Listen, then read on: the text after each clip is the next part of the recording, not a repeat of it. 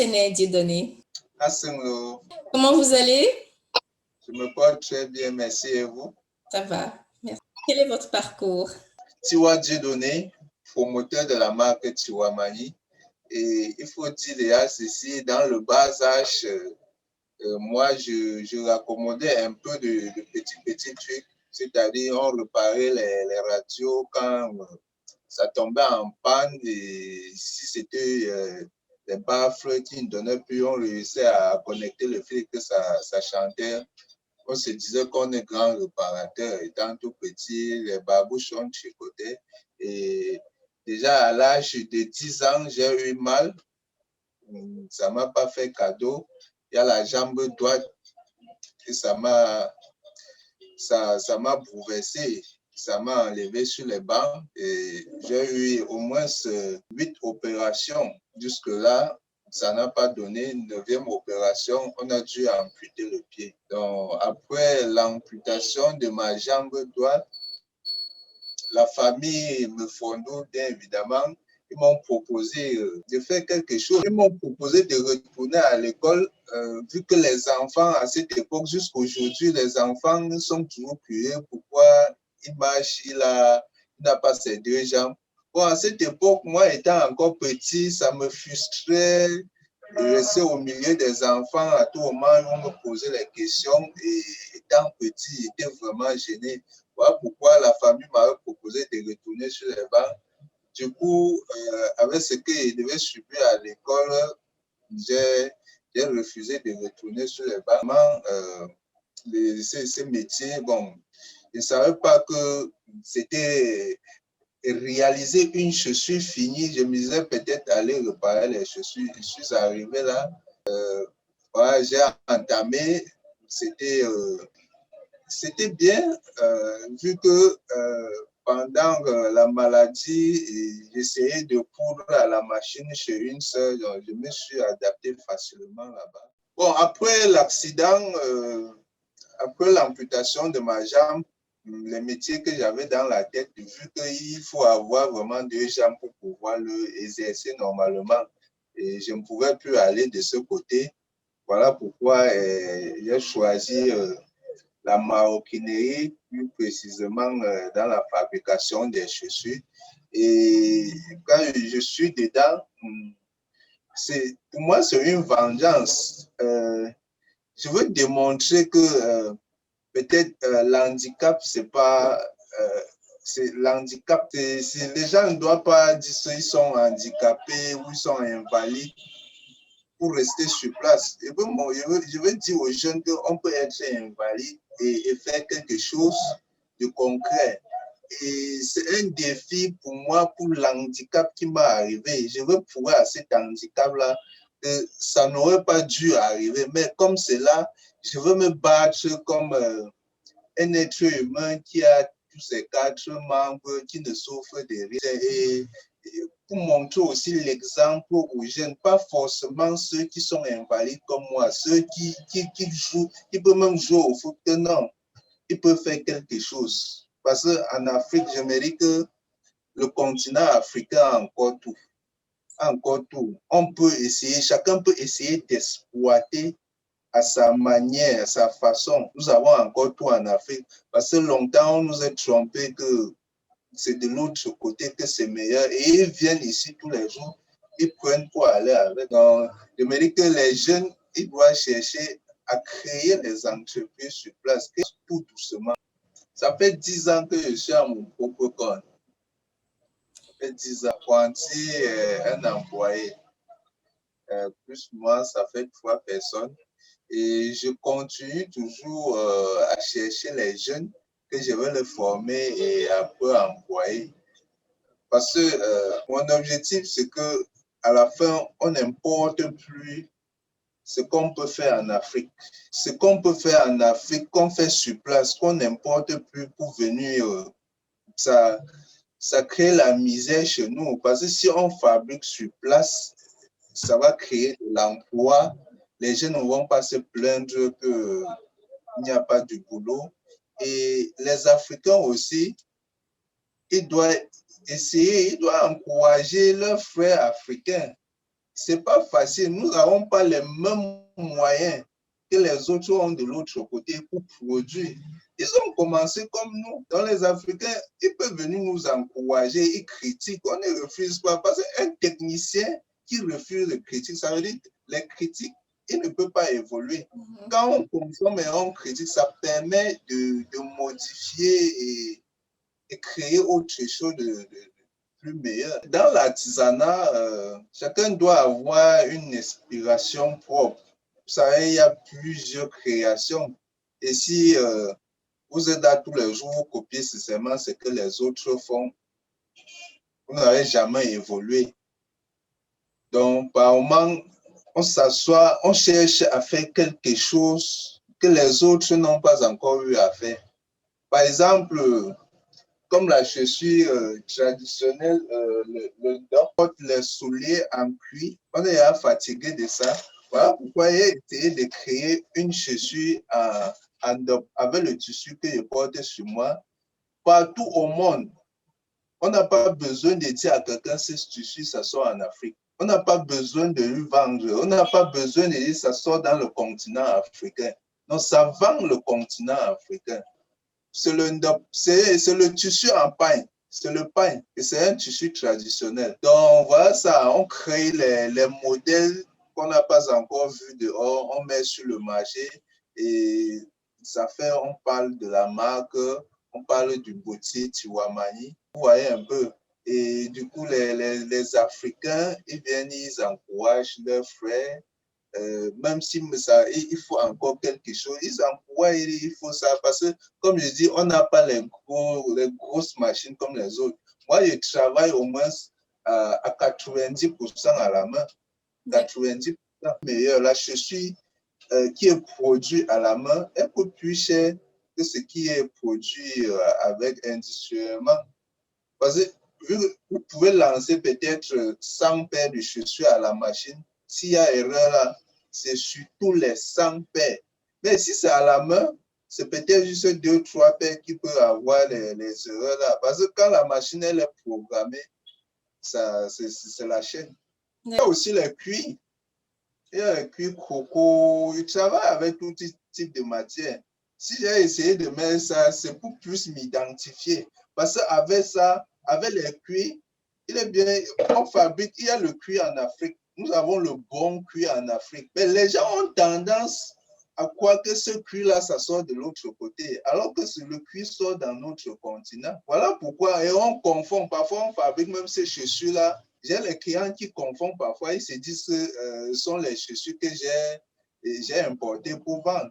C'est ceux qui ils connaissent bien Tiwamani, ça que non, c'est un bottier, c'est lui-même qui réalise ça sur place. Voilà pourquoi j'ai essayé de de fabriquer quelque chose avec le tissu traditionnel africain pour faire la différence, pour le faire mon comptoir comme catalogue. Je mets les différents modèles là. Parce que vous savez, ce que d'autres gens font, ils font les catalogues, ils essaient de toucher les images, ça brille pour attirer la clientèle. Et du coup, peut-être on passe à comment, c'est pas exactement ça. Du coup, je me sers de mon comptoir comme catalogue. Donc, quand le client arrive, il voit les différents échantillons qu'il y a sur le comptoir. À base de ça, il passe sa commande. S'il y a quelque chose à dire, s'il y a quelque chose à modifier, il dit là directement, je modifie. Et il y a même les images que parfois les gens ils voient dans ma page Facebook, parce que je dispose aussi d'une page Facebook Tiwamani A, qui ça me sert aussi de catalogue. Les clients, parfois, quand ils téléchargent les photos, ils me demandent est-ce que ça va sortir directement comme ça. Je leur dis que je n'écris pas les images. L'image que je filme, c'est net. C'est pas je suis allé au laboratoire retoucher l'image pour attirer la clientèle. Bon, pas vraiment. Il y a quand même certains modèles, c'est mix. C'est mix, un peu comme ça, comme ce modèle. C'est mix. Mais d'ici peu de temps, je vais lancer dans les chaussures dames. Il y a aussi les sandales. Ouais, un peu comme ce sandales. Ça, c'est pour les dames. Donc, en fait, vous voyez, le secteur, c'est tellement large et on ne peut pas faire tout au même moment. Et vu que la main-d'œuvre, elle est réduite, donc au fur et à mesure, voilà pourquoi j'ai voulu me lancer sur les souliers hommes. Et quand j'aurai la main-d'œuvre, je vais essayer de diversifier, faire même les chaussures enfants. Mais c'est sur commande, un peu comme ça. Je fais déjà, c'est sur commande que je fais ça. Je ne fais pas ça pour exposer. En fait, je prends 2 jours pour fabriquer une paire de chaussures. Bien fait. Mais le client peut arriver que j'ai enregistré les commandes, que la semaine, elle est à boucler. Je lui demande de passer dans 2 semaines, retirer sa commande. Comme le client peut arriver là, je n'ai pas de commande enregistrée, je lui demande de passer dans 2 jours, 3 jours, récupérer la chaussure. Donc, ceux qui, pour une paire de chaussures, je leur demande de passer dans 1 semaine ou 2 semaines, ils se plaignent. C'est pas, ils ne comprennent pas. J'ai déjà enregistré les commandes et je ne veux pas le bluffer. Je livre dans 2 ou 3 jours et bien après, on entre dans les choses que je n'aime pas. Je suis à Kouano, Douala, en face Hôtel Madiba. Puis la page Instagram Tiwamani A, page Facebook Tiwamani A. Donc, je suis plus connecté sur la page Facebook Tiwamani A. Il y a aussi le contact WhatsApp 237 696 50 27 13. Le message, comme je le dis toujours aux jeunes Africains, c'est d'aimer les métiers d'art. Aimer les métiers d'art, pourquoi? Ce sont les métiers, un objet d'art, ça n'a pas de prix. Ça n'a pas de prix. Et un jeune artiste qui se lance, qu'il apprenne vraiment le métier avec amour, avec passion, à la longue, il ne va pas regretter. Parce qu'aujourd'hui, j'ai fait 5 ans de formation. Ce qui m'a aidé, je n'ai pas regardé l'argent que mon patron gagnait. Je n'ai pas regardé autour de lui. Tout mon problème, c'était de maîtriser comment on fabrique les souliers. C'est ça qui fait ma force. Parce qu'il y a les jeunes, quand ils viennent de se lancer, au bout de 6 mois, le patron, il touche beaucoup d'argent comme ça. Est-ce pour moi, dedans, est-ce qu'il me paye vraiment? Non. Les jeunes ne doivent pas regarder ça. Parce que s'ils regardent ça, si le patron lui dit qu'il doit se former en 2 ans ou en 3 ans, au bout d'1 an, les petites tâches qu'on va lui laisser, il va croire qu'il s'est déjà bien fait. Il va quitter l'atelier pour aller créer son petit truc quelque part au quartier. Et au bout de 6 mois, il va chasser tous les clients. Parce que son objectif, ça serait l'argent. Quand on crée une activité, l'objectif au début, ce n'est pas toujours les sous. C'est de satisfaire d'abord bien la clientèle. Parce qu'un client bien satisfait, ce client va venir avec d'autres clients. C'est un peu la force de Tiwamani.